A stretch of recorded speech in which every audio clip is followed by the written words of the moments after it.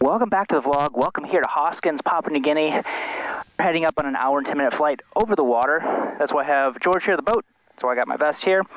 Up to Kavieng, and yeah, I haven't taken you guys on this specific route yet, so let's go ahead and get started. Igniter's on, fuel pump on, make sure my power lever's all the way back, so I'm a hot start. Make sure my fuel's on, and low start. Watching the NG coming up, over 14, oil pressure's coming in. Low idle. Watch oil pressure, make sure it's still coming up. Look at the NG, make sure it's coming past 30 in a second. 35 eventually. There we go. On my ITT, 692. Let's get everything going as quickly as possible. It's 10 in the morning and it is, well, it says it's 35 degrees Celsius outside already. Caps, I already checked those. Our selectors, our controls, our TAWs will leave enabled. We're going over there at 11,000 today. And I've got 687 kgs of cargo on board, as you can see behind me. Moresby 127.1, November Tango Zulu taxi. All stations Hoskins, Kodiak November Tango Zulu taxi Hoskins, Kavieng will be on climb 1000, requesting any traffic Hoskins. Moresby at 861, November Tango Zulu taxi.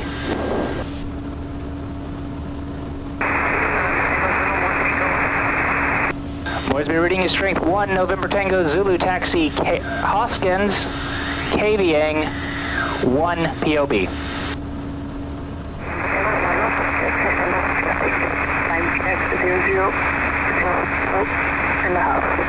November Tango Zulu. Alright, our switches and instruments, we are weight-wise 7120. Come down here, so let's just go up to 6375. So 75 when we come back in if we had to right away, and 63 for rotate. Already got our flaps set, indicated and also verified out there. Our trim will get going. All stations Hoskins, November Tango Zulu will be departing runway 12 for Kavieng, requesting any traffic Hoskins. Alright, if we do have to abort, we'll be probably 40 to 45 knots by the 1500 foot marker, because we're starting at the 500. We can just stay on the runway after takeoff, pitch for 85 knots, consider EPL, consider feather, otherwise cut up, pull off, and shut off. Emergencies mask, crack my door, 80 full flaps. Ignition, condition flaps 20 fuel and harnesses, 30, it's on 30 now degrees, so 1590.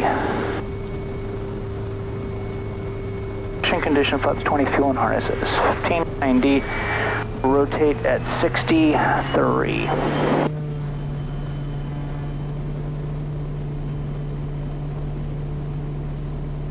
Airspeed's alive. There's 40 continuing. I got a little bit of a tailwind, taking a little bit longer to take off.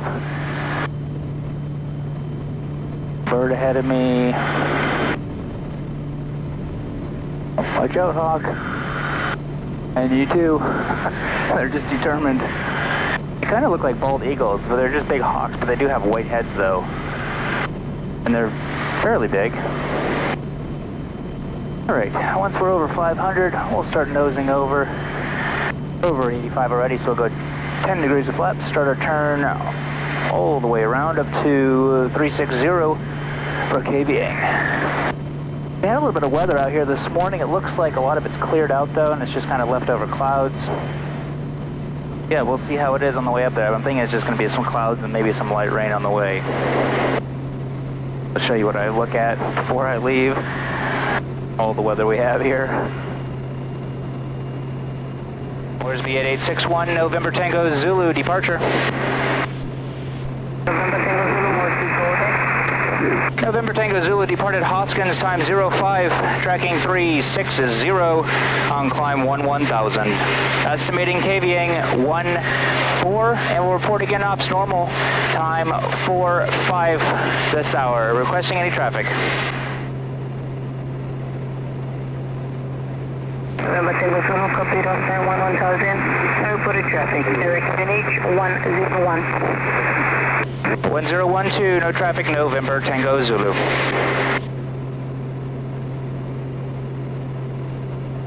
All stations KVing, November Tango Zulu, passing 2000 on climb 1000 for KVing. All stations Hoskins. So what I have been checking, or haven't been, what I check for when I leave for places like this is the Windy app. So this is basically a screenshot of just the satellite picture over top of this area. So if you kind of look in this little area, all the green and blue, it means that there's potentially, well, there's obviously some moisture ahead of me. You can see kind of the clouds up here, and then they kind of just stop over in this area, and that is indicating with what this is saying as well. So this morning they were quite a bit more built up and quite a bit darker, but now it looks like they've kind of rained themselves out, and they just kind of left over with, like, I don't even know what kind of clouds typically those are. Some of them are cumulus, some of them are like stratus, nimbus, or I don't know exactly what it is. Some cloud guru can correct me down below. That's fine with me. But we're going at 11,000. Originally I was going to plan on going at like 15,000. Because there was some rain and stuff, I decided to go at 11 just for freezing levels. Because I'll probably be in the freezing levels at 15 to 17,000. But now that it looks like it's kind of rained out, I might still just go on up to 15,000 just to save on some fuel. But this airplane, Zulu, it does have a radar pod. It's our only one that has it. But the way we can turn that on is if you turn the inner knob over here all the way down to weather radar, hit mode, hit weather, and then I'm going to make sure that my tilt right here is around 2.5. Otherwise it's not getting what's really showing you in front. And I just like coming back here to the big map, hit map, and then weather radar down here.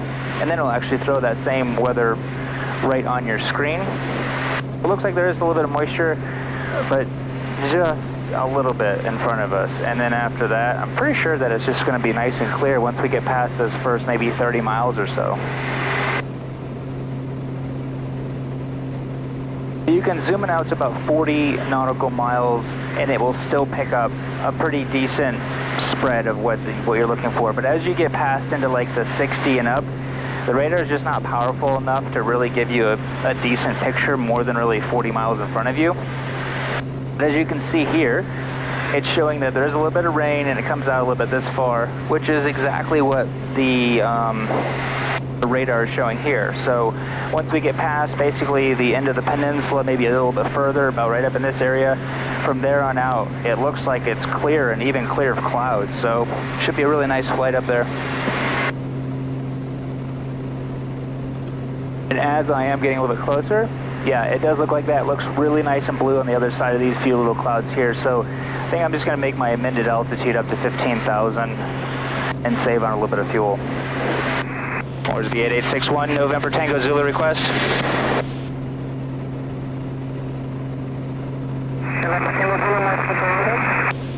November Tango Zulu on climb amended 15,000. November Tango Zulu on climb 15,000, amended, stand by for traffic. If you guys are looking for some sunglasses that look like these, I've got them on my website. I've been using these things for almost a year now, and a lot of sweat later, and a lot of cleaning later, and they still are completely scratch-free. They've got glass lenses on them, so they're really nice. They're non-polarized, so they're not going to mess you up with any screens, but I do have some polarized version as well on my site, like the classic kind of style aviators. These ones, the ones I wear, are non-polarized. Alright, you can see a little bit of sprinkles here, and as you zoom into the radar, it's also showing just a little bit of sprinkles here. November Tango Zulu, Moscow. November Tango Zulu reading is strength 4, go ahead. November Tango Zulu, likewise, 15,000, no reported traffic. November Tango Zulu. Now, if you're wondering, like, does flying over open water for an hour make you nervous? And no, it really doesn't, because it's no different than flying pretty much anywhere else in PNG. In fact, I probably have a better chance of living from a crash into water than I do into the jungles. So a lot of the places that we fly over, most of the places actually, like there are not really that many great options for you to land. There's quite a few runways or old runways that aren't being used anymore throughout all of PNG, but still, I mean, the chances of in an emergency, you like to think that you're an awesome pilot and that you could glide down and land on one, but the realities of it is your workload is going to be so high that it's going to be pretty difficult to like perform under pressure like that, and I understand that. So yeah, if you had to land in the water somewhere, I mean, this thing can basically stall at like 47 knots if you're empty, and with full flaps and everything. And you have a raft here. This one's a 10-man raft. We have also like a 6-man as well as a 4-man, but this is the biggest that we have, and it is covered. And then I've got a life vest on, and I've got a seatbelt cutter right here. We've got an EPIRB right here as well, so if I do and I'm away from the airplane, I still have an emergency, basically an emergency beacon that people can come find me. We also have the V2 track down here. I can basically hit that emergency button right there, and it will send a text to, well, the people back in Goroka that is going to come send out a rescue thing a lot quicker than this EPIRB, but this will at least tell them where I am floating around. That'll give them my last location, it gives them my altitude, it gives them my speed, everything like that, and they can follow along on a computer at any time as well. And I have a little bit of water in here, and I also have a little tiny oxygen tank right here. So basically you don't have to turn it on, you just stick it on and then start breathing. So anyways, those are some things that we have, and we do have some water pouches in here as well. Don't really hold that much water, and I think there's actually water inside of here as well. Packets of water. Not very much, but hopefully enough to last you at least a day or a day and a half before somebody could come find you. We're just clearing out past the last bit of clouds, and looking ahead, yeah, it looks absolutely stellar all the way there. Just passing 10,000 now. I'm going to go ahead and start getting my oxygen ready to go. It's a non-pressurized plane, so I have to wear supplemental oxygen when I go up to 15,000. So I flip it on, then I also just turn here, and I have like a little regulator that I can turn it up to whatever altitude I'm at. So there we go. Anyways, we'll pick back up when we're at 15,000 on our way back down into KVA. Alright, we are just now approaching our top of descent mark here, which is the time we need to head on down. I've already got it set up for 1,000 feet per minute. So I'm going to turn my altitude select right here, all the way down to 1,000 feet for pattern altitude. Hit my vertical speed and alt together, and turn this all the way down. We're actually going to turn it down to more like, well, we'll start with 900. As you can see here, it's just going to zoom on past 900. A little bit of left rudder pressure in our descent. And then we're going to turn it up to 1100 once it gets to 1100. It's going to show me up here a little blue or cyan arc. That's when I'm going to get to that altitude. So more than likely, I might even have to go all the way up to 1,200 feet to get to where I want to. This coming into KVA area, there's so many islands out here. It's absolutely just spectacular to look at, especially on nice blue sunny days like today. Corals out here is just incredible. The snorkeling, the diving, everything is great out here. You can see now that's past there, so I'm just going to go all the way up to 1,200 feet per minute. And we're 10 minutes out. I'll start up my checklist. Fuel selectors and brakes, they're good. Our TAWS is turned on already. Our VREF, which is our landing speed. NOx page, landing at 6760. So, coming on down here, 67, so it's going to be 71, 72 knots. So I'm going to just go ahead and put in 72 knots. Our lights and that, we'll get all that when we get a little bit closer. Looks like I'll have to do 1,300 feet per minute just to my altitude, just a little bit before the airfield. So I forgot to point it out, but my fuel flow is showing right here. When I was at 15,000, just to give you an idea of how much fuel savings I'm actually getting on this trip, my fuel flow is about 275. Whereas if I would have flown at 11,000, my fuel flow would have been right around 300. So it's about, 25 pounds per hour savings. It's an hour and 10-minute flight. And so basically there and back, I'll probably be saving around 30 liters or like a little over 7.5 gallons of fuel. So I'll find out kind of what kind of savings that might be, because I don't even know what fuel goes for, especially here. But anyways, yeah, it is a little bit. Not a lot, but it is a little bit, and it does add up over time. Looks like there might be a tiny bit of rain kind of coming from these clouds here. The biggest thing I have to look for is just my airspeed. I've got 170, so the max speed in this is 182. I don't want to be punching through a bunch of these clouds at 170 knots, because there's a really great chance that my airspeed is just going to jump up and down by 10 knots. I don't want to overspeed the plane. All stations, KVA, Kodiak November Tango Zulu, 16 miles to the south, passing 7,100. Circuit time, KVA 14. All right, got 171 knots. I'm going to go ahead and start pulling my torque here back. Slow me down before I start penetrating into these clouds here. I don't know if you guys can see it up here. Let's see if it's up here. So we got this thing up here. This is basically our VA speeds. So I'm 6,700, so my VA speed, basically maneuvering speed, is 137, which is what I use for like any type of potential turbulent penetration kind of speed as well. So I'm just going to go ahead and slow on down to 137. Doesn't really look that bad because there is this big trough right here, and all the big buildups where it's kind of like really steep on the sides of the clouds, that's where the most of the turbulence is going to be, and also the rain, and that's also being verified right here on with the radar. Our bypass in, we'll just leave our pitot heats on in case we go through any rain.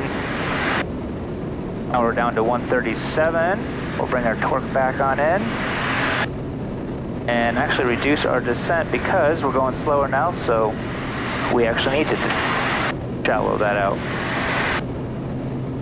And now that we're leveling off a little bit, I'll turn my radar down a little bit. It gets a little bit better picture of what is ahead of us.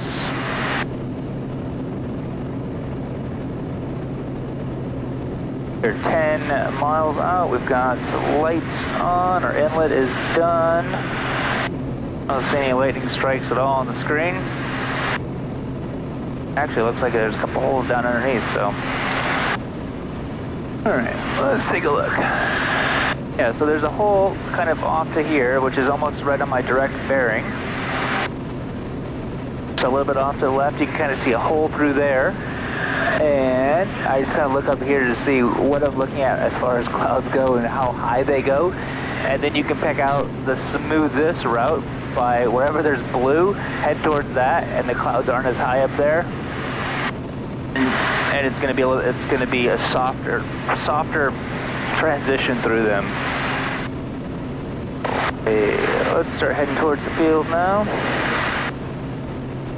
Here, look at my speed. It just jumped up 20 knots. Or not 20, 13 knots. I was going 137. Didn't adjust my power at all and went all the way up to 150. So that's why I slowed down from 170. Turn off our radar now. Look at that. Boom. Perfectly clear. All stations, KVA 1271, November Tango, Zulu, 5 miles to the south, 2,700 will be flying overhead to join in the left downwind runway 12, KVA. Moresby 127.1, November Tango, Zulu. Turn our pitot heats off. Moresby 8861, November Tango, Zulu. Doesn't look like it's going to be a fun time getting a hold of them today. Moresby 5565, November Tango, Zulu. Moresby 127.1, November Tango, Zulu in the circuit, KVA and cancel SAR.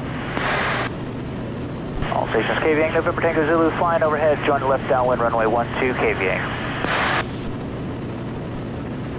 If you guys want to pick one of these up, I've got them on my website. If you're a flight school, let me know. Send me an email and I'll see if I can get you guys hooked up with something like this. I have backlit ones on the way, specifically for like 172s, 152s, as well as just like a regular turbine, like a turbine one, as well as like a piston one that's like more for, you can use for complex, all the way down to something simple as well. So, prop and harness is done, flaps to go.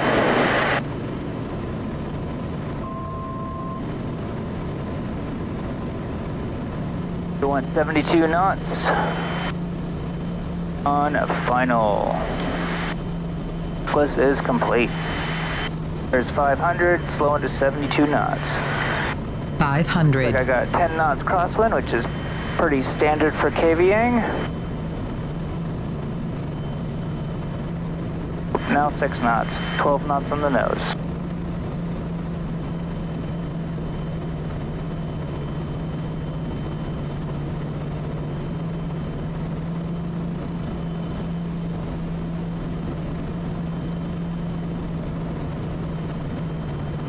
There's usually a lot of wind shear too, right at the tree level here. It's just like a crosswind, hits the trees and then drops off and it just starts swirling right as you come over the numbers.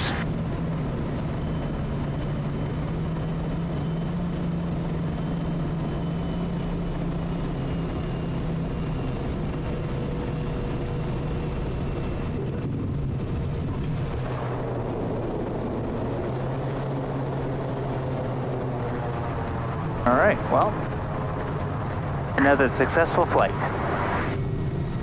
Be sure to check out some of my other videos on this channel. I've got a lot of really cool bush places I've been going to, and actually a couple of new places too lately. So be sure to subscribe so you guys can keep watching my content. Feel free to share it with all your other friends. It definitely does help my channel grow when you guys share the content, give it thumbs up, leave comments, all that great stuff. So. Also, I forgot to mention, but if you want to fly this exact same route, if you're a flight simmer, I'll leave the details down below if I can remember to put them in there. It's like a free post on my Patreon page. Go check it out, see if you like it. I've got tons more, but I'll put all the details on there just so you can kind of see what it looks like. Thanks guys for taking the time, and welcome here to KVing.